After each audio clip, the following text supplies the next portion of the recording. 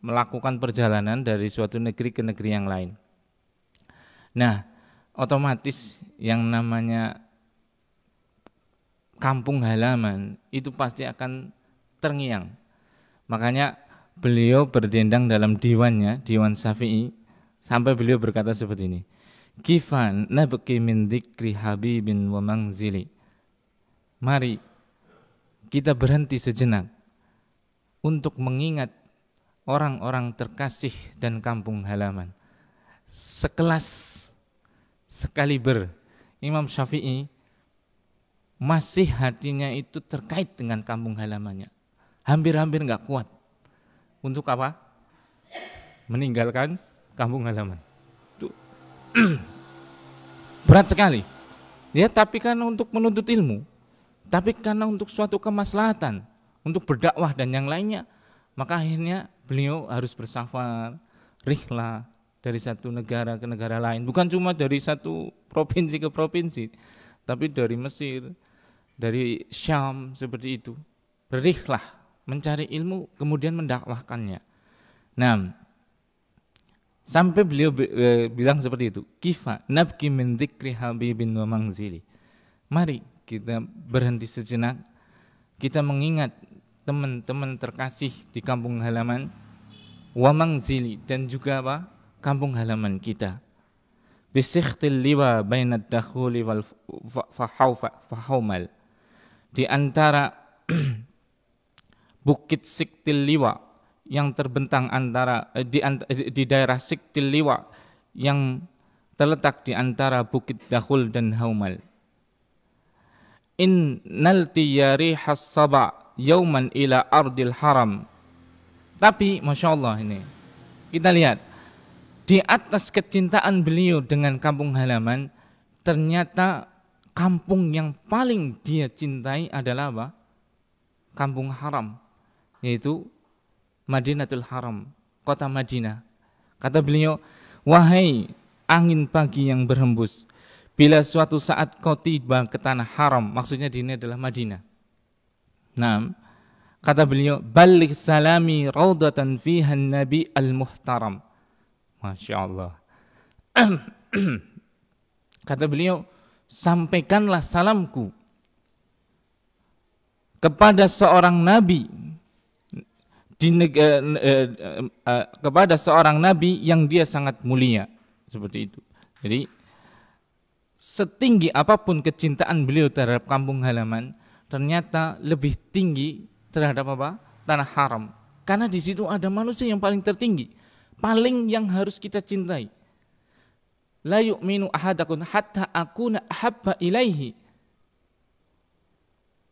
min waladik wa walidik wa nasi ajmain. Tidak akan sempurna keimanan kalian tatkala aku itu tidak menjadi orang yang paling engkau cintai, sekalipun itu adalah anakmu, sekalipun adalah orang tuamu, apalagi cuma orang lain. Jadi kecintaan seorang muslim itu kepada manusia, maka cinta yang paling tinggi adalah harus ditunjukkan kepada Rasulullah SAW. Makanya secinta apapun dengan kampung halaman, secinta apapun dengan orang tua, sahabat, karib, kerabat, tetap beliau lebih mencintai tanah haram. Karena di situ ada manusia termulia. Karena di situ ada manusia yang paling hak untuk dicintai, yaitu siapa? Rasulullah SAW. Kemudian setelahnya beliau memuji sifat Rasulullah SAW. Jadi memuji, bersolawat dengan pujian-pujian itu enggak apa-apa. Bahkan ikut disunahkan selama tidak melebihi batasan-batasan Rasulullah SAW sebagai seorang hamba, maka tidak mengapa. Kata beliau di sini, man wajhuhu syamsud duha wa khadduhu badrul duja. Nabi yang ada di tanah haram itu adalah seorang yang wajahnya seperti syamsud duha, seperti cahaya mentari di waktu duha. Coba, beliau menyerupakan cahaya mentari di waktu duha karena cemerlang. Mentari di waktu duha itu begitu terang, itulah sifat Rasulullah SAW, memberi apa? Ilmu. Dan terangnya masih hangat, nggak panas. Beda dengan apa? Terik siang hari. Jadi nek jenengan jam 8 jam 9 niku kan nek wonten srengenge kan seger, anget gitu kan. Itulah sifat Rasulullah SAW, kata beliau. Beliau mensifati Rasulullah SAW seperti itu. Nah, kemudian beliau melanjutkan, man khadduhu badrud duja. Seorang nabi yang apa? Khad, pipinya itu seumpama rembulan di waktu malam, purnama bahkan. Kata beliau bukan cuma rembulan, tapi purnama di waktu malam. Masya Allah. Silahkan kita puji Rasulullah SAW dengan segala pujian, selama apa? Tidak apa? Melampaui derajat beliau sebagai seorang apa? Hamba.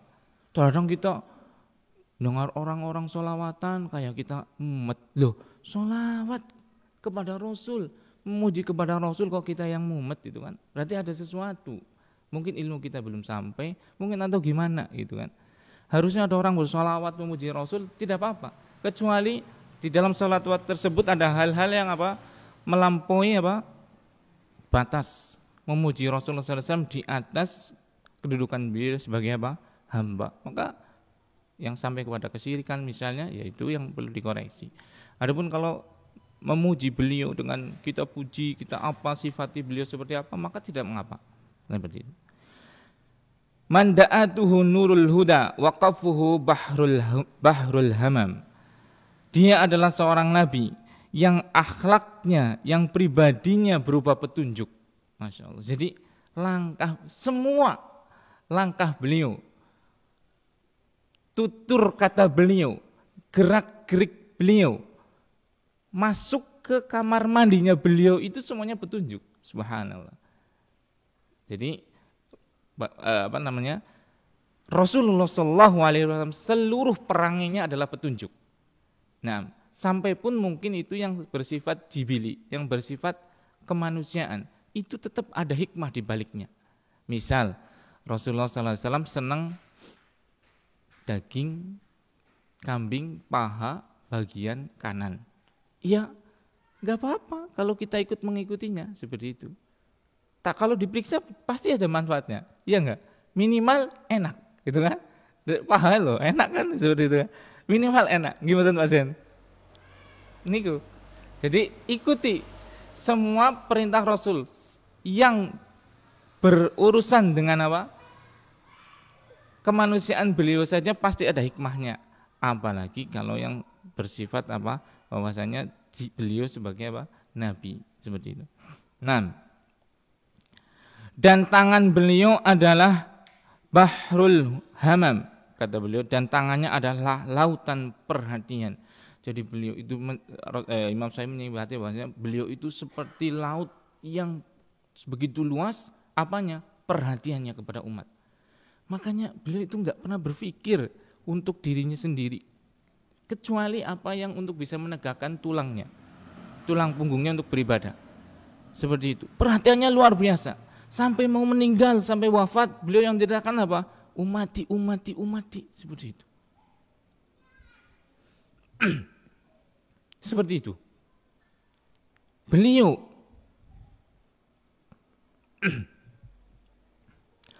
seorang badui datang, minta kepada beliau apa? Kambing. Ini namanya orang apa ya? Orang kampungan, orang badui itu ya orang kampungan lah gitu. Minta kepada beliau kambing. Cara mintanya itu nggak sopan, ditarik gitu. Leher beliau ditarik gitu. Ya mungkin geleweannya itu atau gimana lah ya, seperti itu. Ya kata Rasulullah SAW apa? Ya sudah, diambil saja sana. Bukan 1-2 ekor kambing, tapi berapa? 1 bukit kambing. Subhanallah. Kenapa? Karena beliau sangat berharap ini badui ini adalah pemuka di kaumnya. Sehingga apa? Dengan ini tercitrakan bahwasanya namanya Islam, namanya kaum muslimin itu dermawan. Orang kan yang dilihat itu kan bukan ilmunya dulu, ilmu itu nampak setelah kita bergaul lama. Seperti itu kan. Yang dilihat kan yang pertama kan ucapannya bagaimana?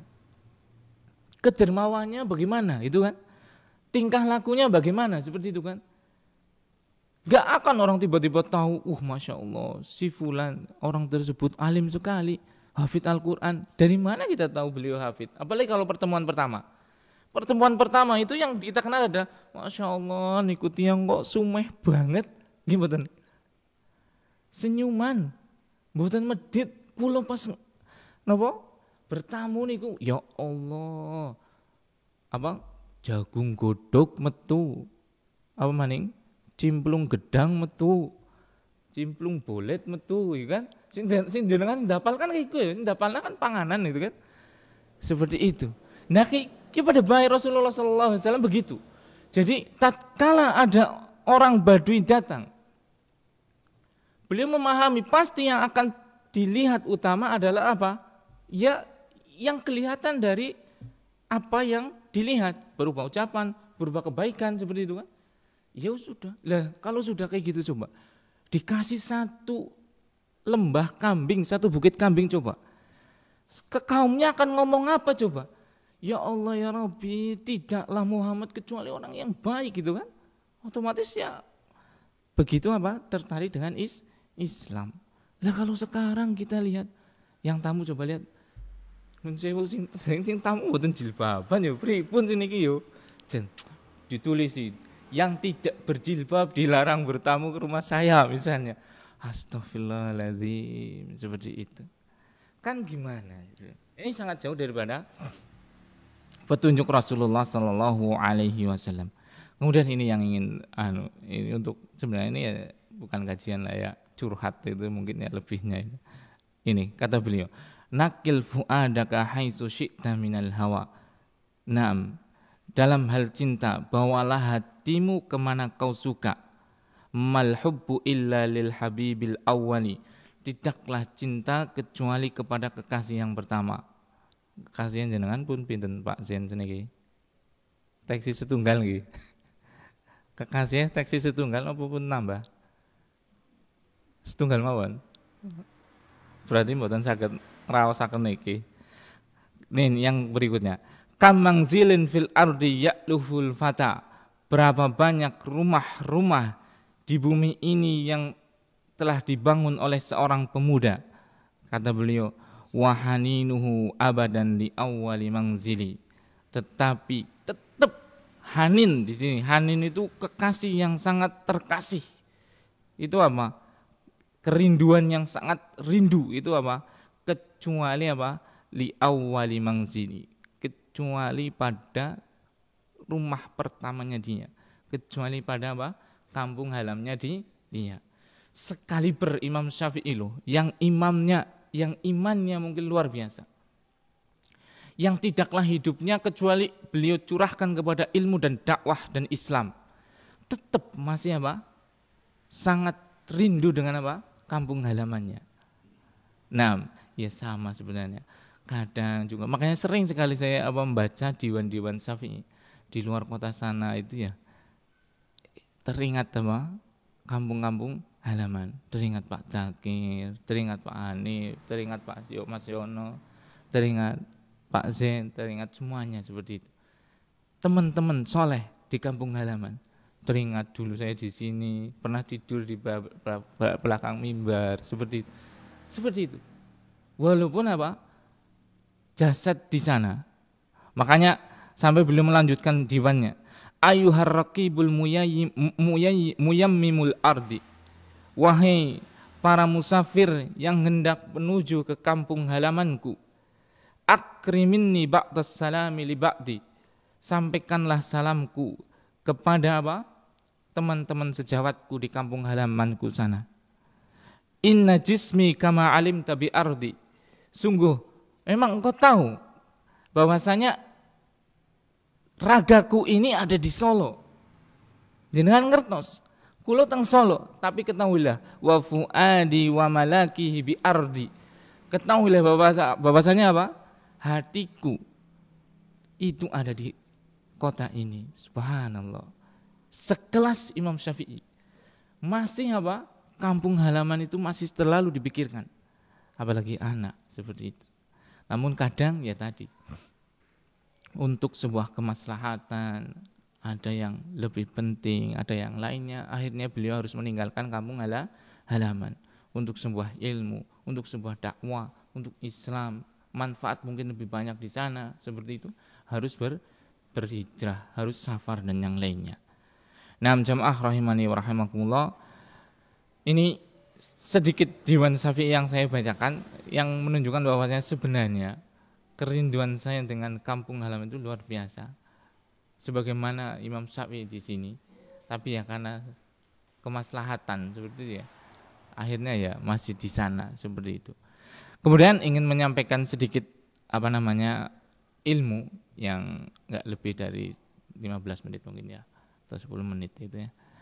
Bahwasanya tatkala kita melihat kitab Allah Subhanahu wa taala yaitu Al-Qur'an, kemudian juga kitab-kitab risalah, surat-suratnya Rasulullah SAW itu, dan juga kitab para ulama seperti itu ya. Maka semuanya itu diawali dengan apa? Bismillahirrahmanirrahim, seperti itu ya. Bismillahirrahmanirrahim, dengan nama Allah. Tabarukan, kita meminta tabaruk. Jadi ngalap berkah itu bukan haram. Ngalap berkah itu bisa wajib, bisa sunnah, tapi juga bisa haram. Makanya tabaruk itu boleh. Dengan apa? Dengan nama-nama Allah, dengan sifat-sifat Allah, dengan amal-amal soleh. Jadi kadang kita itu gitu ya. Pada kalimat-kalimat tertentu kita kayak alergi gitu ya. Padahal kalimat tersebut hal yang aslinya ada secara syar'i, ada secara syariat. Ngalap berkah. Siapa sih yang dari kita enggak ingin nyari keberkahan seperti itu kan? Tapi kadang kita antipati seperti itu. Ya memang benar karena ada yang salah. Tapi secara asal itu adalah sesuatu yang disyariat. Ngalap berkah itu syar'i. Buktinya apa? Awal kali kitab Allah itu dimulai dengan apa? Ngalap berkah. Tulisan-tulisan surat-surat Rasulullah SAW kepada para raja-raja diawali dengan apa? Alap berkah. Mencari keberkahan. Hidup itu nyari keberkahan. Seperti itu. Nyari keberkahan. Bismillahirrahmanirrahim, dengan nama Allah. Ar-Rahman Ar-Rahim. Ar-Rahman Dzur-Rahmah Al-Wasi'ah. Yang namanya Ar-Rahman itu adalah pemilik kasih sayang yang sangat-sangat luas. Jadi rahmatnya Allah, jamaah rahimani wa rahimakumullah, itu luas sekali. Saking luasnya dibagi-bagikan kepada semuanya. Yang mau silahkan. Nah ini terjawab kalau seandainya ada orang misionaris datang ke jenengan, Pak, jenengan tahun pinten mulai deres? Ya kawit jenengan nurungan aja wis deres paring pahale menek wit kelapa ya. Siki apa? Ya sin deres. Ya Allah, malah si teman yuri kata yo, lah Bung Kristen bae ya. Engko tek sekolah anak-anake, engko tek wae sarimi, engko tek wae beras wulane iki. Uti dadi sugih iki. Seperti itu. Kowe deleng abun. Sugih mbok kowe. Sama maning lah sing Kristen. Kayak rumah sakit Elizabeth, gede mbok, sugih. Kayak toko-toko nang di barang kae. Sing duwe sing akeh Cina apa Kristen apa Islam. Gue. Sebagian daripada kaum muslimin akan apa? Terutama yang apa? Goyah imannya akan apa? Kepencut seperti itu kan. Iya ya. Toh pada baik yakin sing jenenge wong Kristen juga nyembah Gusti Allah kok, yakin. Cuma lebih top maning Gusti Allah disembah, ana maning Yesus, ana maning Rohul Kudus, seperti itu kan mantep ya kan. Menjunjung temu siji tok. Pada baiki gitu lho. Pada baik nyembah Gusti Allah, sembayang oli, puasa oli, kerudungan oli, cadaran oli, Kristen Ortodok cadaran loh. Seperti itu. Tapi kan jadi sugih. Nah, mlebu Kristen langsung disucikna dibaptis kayak bayi mene lahir ora ada dosa. Mati jelas mlebu surga. Goncang iman. Padahal yang namanya kekayaan duniawi, baik itu singgasana, kedudukan, mewahan seperti itu rahmatnya Allah. Bumi ini seisinya itu rahmat Allah, dan Allah namanya adalah Ar-Rahman, yang punya rahmat yang sangat luas. Rahmat duniawinya Allah itu sangat luas. Dibagi-bagikan apa? Cuma-cuma, mau nggak pandang bulu untuk masalah ini. Untuk masalah duniawi Allah nggak pandang bulu. Mau Islam dikasih, mau Kristen dikasih, mau Buddha dikasih, semuanya dikasih. Saking sugih pangeran, saking sugih Allah Subhanahu wa Ta'ala, dikasih semua. Apa pernah dengar orang Islam oksigennya gratis, orang nggak Islam oksigennya bayar? Tidak, seperti itu. Ar-Rahman Ar-Rahim. Ar-Rahim itu adalah sifat Allah yang diberikan khusus kepada orang Muslim, dicintai dengan diberikan hidayah taufik untuk mengenal Islam. Makanya kalau ada misionaris datang ke jenengan seperti itu, harusnya jawabannya, jenengan sing kafir angsal, malam apa maning kulo sing Islam insyaallah lebih angsal, cuma nyong ta bebeh. Nah kayak kuwe. Angger nyong lebih sugih, nyong lebih sugih ge. Wong Islam lebih sugih akeh, kowe bakal jajasiwan kowe. Gawe pondok ora iman-iman. Pirang lokal wis gawe pondok dewek. Lah jenengan kan paling gawe ritamul. Ritamul tuku be teyeng iki, Mbok. Jadi harusnya apa? Kita selaku orang apa? Islam harusnya berpikirannya bukan aduh iya ya. Harusnya malah bukan begitu. Harusnya dibalik apa? Mereka yang kafir aja dikasihi, diberi, harusnya kita yang mukmin nggak mungkin akan dibiarkan. Cuma apa? Dek kayak gini alasan baik, nggak seneng nggak bumbung awak kayak ya. Ngomong apa? Riko sing kafir kayak gue apa maning nyong tak bebas dari wong sugih kayak kakek hisabe gue. Api baik padahal saya kepengen, tapi anu ndung duwe kayak ya kepremane nggak bumbung kayak. Seperti itu. Jadi jamaah rahimani wa rahimakumullah, bismillahirrahmanirrahim. Jadi di situ Allah Subhanahu wa Ta'ala menyebutkan dalam semua kitabnya bahwasanya diawali dengan seperti ini, agar kita apa? Hidup itu mencari berkah. Agar hidup kita itu apa? Tenang, bahwasanya apa? Rizki itu sudah dijamin. Agar kita apa? Mencari hidayah Islam, kita melaksanakan hukum-hukum Islam. Itu ringan sebenarnya, seperti itu. Jadi bahkan masalah rizki sendiri itu sudah dijamin oleh Allah Subhanahu wa Ta'ala.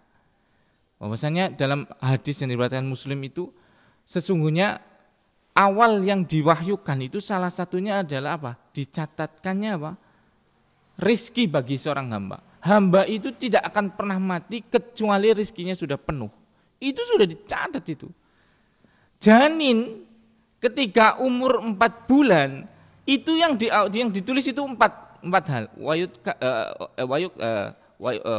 Wayursalu fihil malak fayangfu firruh fayu'maru bi arba'ati kalimat. Yang pertama coba. Malaikat ini diperintah oleh Allah Subhanahu wa Ta'ala untuk meniupkan ruh kepada janin. Yang pertama itu jenengan anggar maos niki kudu wis ayem uripe. Sing pertama apa? Wa yu'maru bi arba'i kalimatin. Al awal bikat bi rizkihi. Nah itu. Yang pertama dulu ditulis apa coba? Dijamin rizkinya disit. Subhanallah. Wa amalihi wa sakiyun aw sa'idun. Kemudian baru amalnya. Sing pertama kuwi dijamin apa? Rizkine jenengan dahare napa wis dicatet. Jenengan umah teng pundi dicatet, jenengan anake piro niku dicatet. Piye mengko buka kali napa wis dicatet. Subhanallah. Wis dicatet, wis ana jatahe. Subhanallah. Tapi kadang kurang tenang. Sebenarnya ini pembuka, tapi setengah 6 tok ya Pak Takhir. Setengah 6. Berarti dari 5 menit. Nah, kemudian masuk sedikit inti. Kita berada di bulan Ramadan. Tadi sifat Allah Subhanahu wa Ta'ala adalah Ar-Rahman Ar-Rahim, yang sangat penyayang, terutama kepada kita umat Islam. Sayangi pangeran maring kula lan panjenengan niku mboten ketang, ora umum lah. umat Muhammad sallallahu alaihi wasallam niku umat sing ya Allah, dieman banget. Salah satu nih, kula lan panjenengan niku memang secara usia sedikit.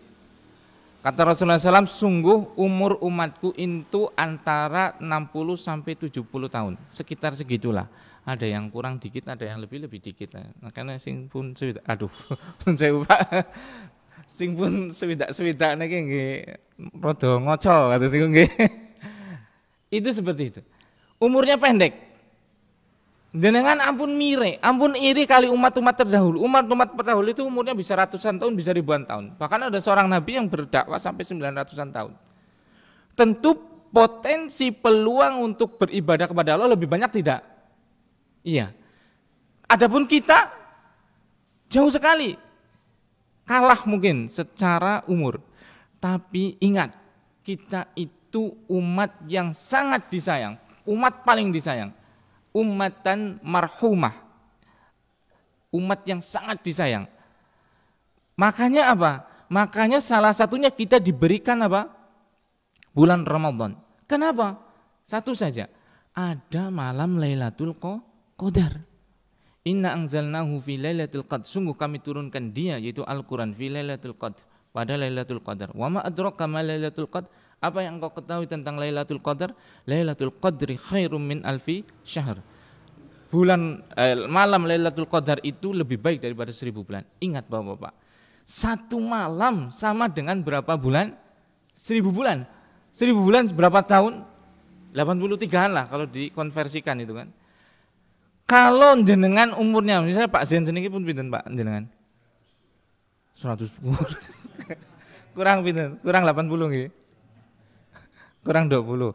Niku pun seniki gesangnya pun 80 tahun. Niku menangi mawon Lailatul Qadar 60 kali coba. Kan semangat ibadah kawit umur 20 misalnya. Dugi semanten. Angsal Lailatul Qadar terus. 60 tahun coba kali 1000 coba berapa niku? 60.000 bulan. Itu berapa tahun coba? Wah, enggak tahu lah. Hitung dewek lah ya. Bayangkan. Kita punya apa? Kita dikasih satu apa? Malam yang dengannya kita akan apa? Menyusul kebaikan-kebaikan umat-umat terdahulu. Dan ada kelebihan loh Pak. Kalau kita mau mencermati hikmah-hikmah daripada kasih sayang Allah, kita diberi umur 60 sampai 70 tahun. Kira-kira kalau kita berbuat dosa, itu dosa kita sedikit enggak? Ya maksudnya dibandingkan dosa-dosa umat dulu. Dosa 60 tahun, ya kan? Potensi berbuat dosa ada tidak kita? Sangat ada. Iya, kita ngakui kullu bani Adam khoto. Setiap anak manusia pasti salah, iya kan? Tapi dosanya berapa tahun coba? Ya kalau dari tukang mabok kan paling tukang mabok berarti sekarang umur 15 gitu, umur 50 tobat. Berarti kan 35 tahun. Mabok 35 tahun. Umat terdahulu bisa loh mabok 1000 tahun. Iya, ora? Pada baik dari potensi kan? Nah, tapi apa? Berkah umurnya apa? Sepetit, ya dosanya sepetit, ya kan? Apa mending nek tobat dengan pura wis. Coba nek umurnya 1000 tahun. Coba dideleng 1000 tahun. Mabok kawit umur 15 tahun. Gudul 1000 tahun coba. Mabok berarti pirang atus tahun ya Jal. Alhamdulillah jenengan umurnya perek. Berarti enak umur pendek apa umur dawa? Tek dongakna sing pengen umurnya pendek. Apa betik ya? Wedi itu ora wani aku ta itu. Wong dongane apa mustajab ku priwe iki ya. Seperti itu. Jadi jenengan aja sedih. Memang secara kuantitas, secara hitung-hitungan umurnya dewek perek, tapi kualitasnya luar biasa. Lembak sin wis umure kuwi nek dipadakna karo zaman-zaman wis 2000 tahunan lah. Kualitasnya. Karena wis entuk 60 Lailatul Qadar seperti itu. Jadi jangan sedih. Lan alhamdulillah umure cendek dadi gawe dosa ya ora dawa-dawa banget iki kan. Maka bersyukur jenengan iki agama Islam dicekeli ya jangan siapa? Pedot. Anak putu aja dipikirna besok karire apa, mangan apa. Ya mangan sega, wong Penembangan kan mangan burger ya ora mungkin. Angger ben mari burger pindah mari ngendi? Amerika anak sekolah nang kana kok mangan burger yo. Lah wong Penembangan kok pengen ngimpi. Besok kok kenyung kawit gak nu mangane sega bayam, besok anak kenyung tak peroli. Mangan apa? Burger. Lah yo ora bae, wong nek seneng Penembangan ya tetep bae mangan apa? Sega. Untung sih ora gaplek ya kan. Dembani gaplek kan kepriwe kan. Sing dipikirna kayak kue masa depan. Masa depan teh mati kue masa depan iki dipikirna kan mati, masa depan kan mati gitu kan. Masa depan karir apa kawit ganu ya kayak iki kare dipikirna akhirat sing apa iki. Iku dadi ya yulah wong Islam ya dicekel Islame ngajine demempeng ngaji kuwi dipreteli hikmahe deleng-deleng syariat dipreteli ayate dipreteli dikaji hikmahe apa gitu hadis dipreteli seperti itu ucapannya para ulama dipreteli gitu ojo yang dipreteli apa budin boy preteli ngapa pretel budin pretel rendeng gitu. Ya apik ya ngarit ngurip awak ya bener tapi lebih apik mereteli ayat mereteli hadis. Ini yang bisa saya sampaikan. Mohon maaf kalau ada kekurangan. Subhanakallahumma bihamdika asyhadu an la ilaha illa anta astaghfiruka wa atubu ilaik. Assalamualaikum warahmatullahi wabarakatuh.